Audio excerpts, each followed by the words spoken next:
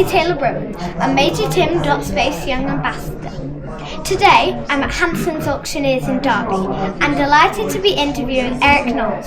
Eric, would you please introduce yourself? I will do. First of all, I'm delighted to have the opportunity of talking to you. But my name is Eric Knowles, and I have been in the antique business for over 50 years. I know I don't look that old, but I am that old. And let me tell you, I started off as a child. I was very interested in history, and that eventually led me into a job. I have to admit that when I left school, I didn't know what I wanted to do.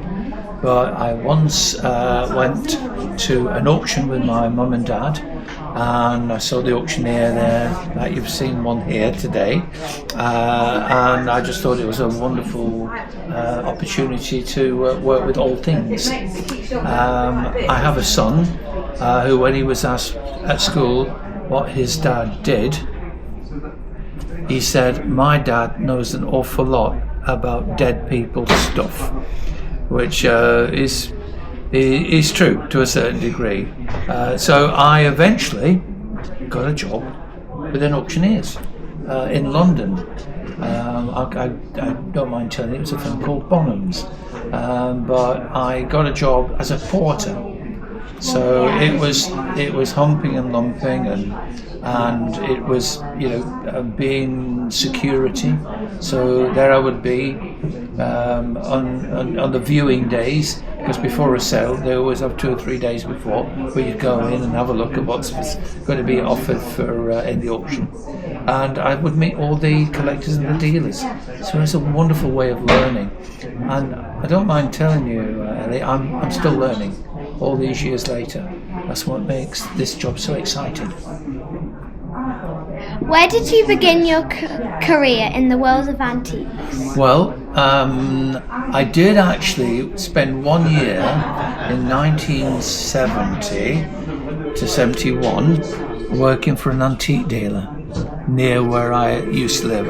I'm originally from a place called Nelson, which is very close to Burnley, up there in North East Lancashire, up in the northwest. And I spent a year there, and I learnt a lot. But that was in the days when people were sending lots and lots of antiques in containers to America. So a lot of what I was handling was not of any great value. But I see, I got interested in ceramics. I got interested in pottery and porcelain because there was a lot of it around. I'm growing up in the industrial northwest, where a lot of people didn't have very much. We weren't poor, but we didn't have silver, we didn't have oil paintings, we didn't have bronzes and ivories, but everybody had pottery, and so pottery was affordable. And I used to go in the junk shops and second-hand shops and places that today are called antique shops, and I used to buy them, buy bits just to interest me. But it was great, again, learning. There's so much to learn. No matter how long you live, you'll never know it. But anyway, so that's where I am today. I'm actually here at Charles Hanson's sale room to do a valuation event on his behalf, because he's not very well at the moment, is our Charles. He's not been well all week, so he did send his apologies for not being here today. But look on the bright side, you got me. Carry on. You are very peripatetic in your career, including going on Antiques Roadshow.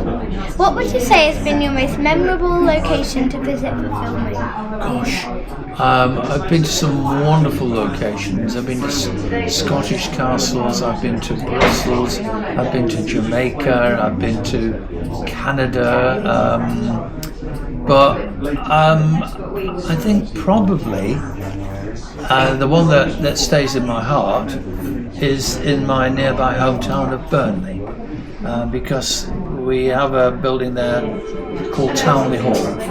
Part of it's medieval, part of it's Tudor, part of it's Georgian.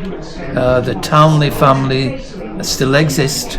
I know a couple of them, but when I was very small, I was taken there by my parents and my grandma, and when you walk into that building, it's just full of history, and it's magical, and there's a great smell of beeswax, because everything in there, a lot of the woodwork paneling is completely, it's wiped down with beeswax, and it has a dungeon, and it had battlements, and it was just, the only thing missing were the Elizabethan people walking up and down.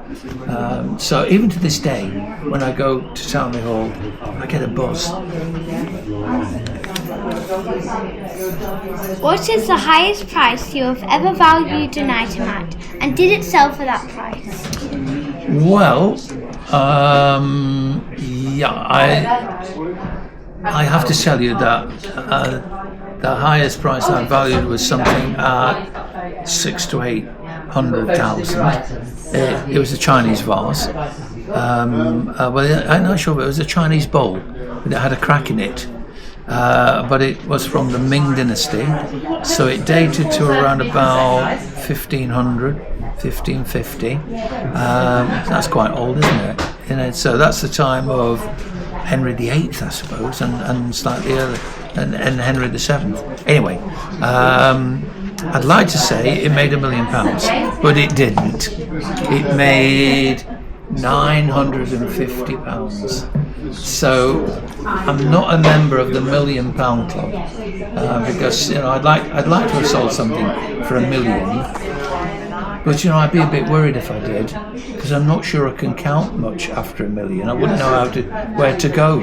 So it was probably okay at the end of the day to sell it for 950. Oh, plus the premium. So I suppose when you go to an auction, the buyer usually pays another 15 or 20%. So technically, at 950 plus 20%, the buyer did actually have to pay over £1 million for it. I never thought about that before. So maybe I am a member of the £1 Million Club. But there you go. Could you tell us a little about the experiences you had on Bargain Hunt and Antiques Roadshow? Right. I'll start with the Antiques Roadshow because I joined the Antiques Roadshow as the result of my former director in London. He appeared on the very first Antiques Roadshow in about 1976, 78, and he was aware that there was somebody there who dealt with Victorian and Art Nouveau and Art Deco, and that person had left the programme, and the producer asked him, did he know anybody that covered that area? And at that stage, I moved on from being a porter to having my own department dealing in Victoriana, Art Nouveau and Art Deco. So he put my name forward. I met the director, we got on very well, and he said, look, we've got a new series starting in about 3 weeks' time. We've got a new presenter, a man called Hugh Scully, and would you like to come down and hand out tickets, and all that sort of thing at reception? So I said, yeah. Well, in those days, there was a man who was the focal point. His name was Arthur Negus. Now, your grandma and granddad would know exactly who Arthur Negus was, but he was the grand old bloke of the antique world, so I was going to meet him. He was a hero of mine, a real hero, and I did meet him, and it was all very interesting. I handed out tickets, and then the producer came to see me. He said, there's a chap over there with 2 chairs by a man called Bugatti. Now, when people hear the word Bugatti, they think of racing cars, okay? Well, I'm talking about a man called Carlo Bugatti, who just happened to be the father of a man called Ettore Bugatti, who was the man who designed the racing cars. So, as it happened, I'd just written an article about this man called Bugatti. And I said, yes, I did know something. So I go over there and I want you to do a record. So I'd never really done anything like this before, and I did it. And the producer came down after I'd done it, said, "Right, that's very good. I don't want you handing out tickets. I want you on a table. I want you to be on the miscellaneous table today." So, and I never did hand out tickets after that. I was always on a table. So I'm normally on. In the past, I was always on the miscellaneous because at Bonhams I had to deal with so many different things. And then I went on to the ceramics table. Because ceramics and glass are my first loves, and that was 1981. So that was, hang on, let's get this right. That was 44 years ago. Yeah, coming up for 45 years ago. That's a long time, isn't it? It is a long time. When I started, they said this program could run for another 4 or 5 years. I thought that'd be good, and I'd enjoy that, but I didn't expect to be on it for 45 years. So that was the Antiques Roadshow, and then Bargain Hunt started for me about 10 years ago, when I got a phone call from the BBC saying, "Oh, we're interviewing people for for presenting Bargain Hunt."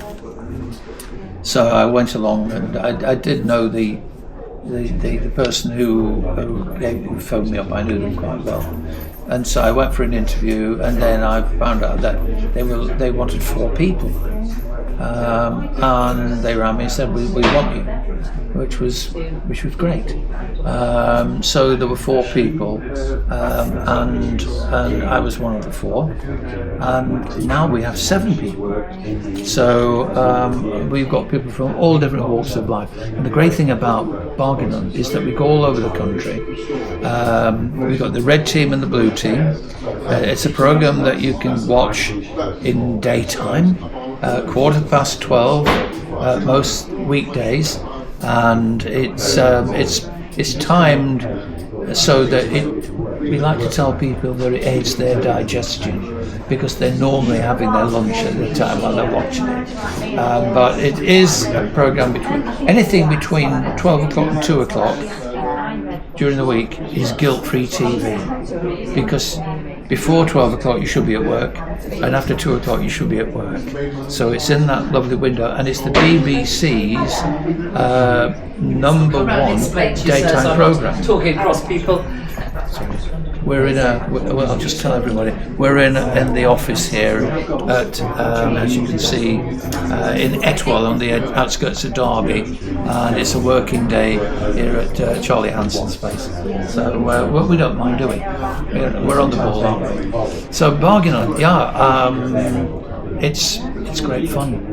You know, I'm the presenter. When I present it, it's my program. We all have to establish our own personalities, and I've never got bored of it, because we get to go and do an insert somewhere really spectacular. So again, it's all part of the learning curve, you know. So here I am, and I'm down to be doing another series in 2026. Omens are good. Finally, what advice would you give to young people wishing to pursue a career as a valuer or in the field of television presenting?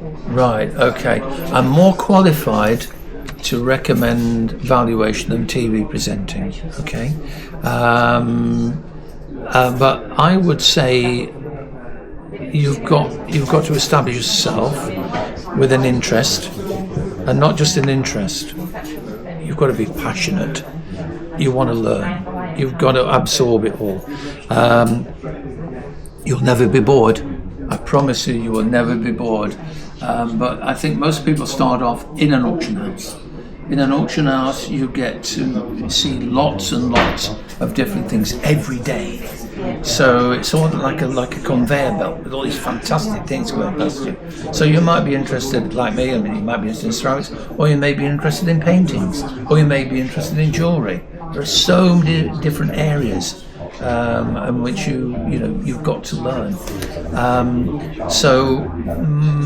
My recommendation is get yourself out there, go to car booths, go to other people's auctions, get a copy every week of, wait for this, the Antiques Trade Gazette. It's a newspaper which tells you everything that's going on and everything that's happened, big prices, and you absorb yourself in the business, and be cheerful.